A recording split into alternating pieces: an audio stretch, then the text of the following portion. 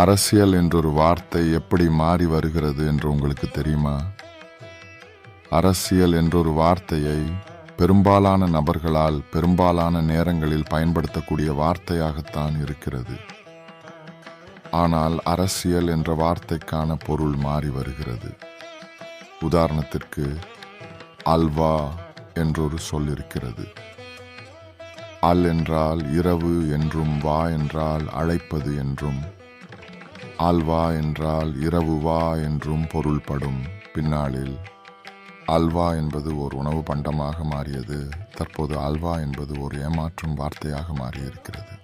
அதேபோல் சில பேர் அரசியல் என்ற வார்த்தையை எப்படி பயன்படுத்துகிறார்கள் என்று பார்ப்போம். அவர் செயலை அரசியலாக பார்க்க வேண்டும். அவர் அரசியல் செய்கிறார். இதுதான் அரசியல். இங்கே நான் அரசியல் செய்யவில்லை, எனக்கும் அரசியல் செய்ய தெரியும். இதுல கூடவா அரசியல் செய்ய வேண்டும்? எல்லாத்திலும் அரசியல் செய்ய வேண்டுமா என சிலர் பேச கேள்விப்பட்டிருப்போம்.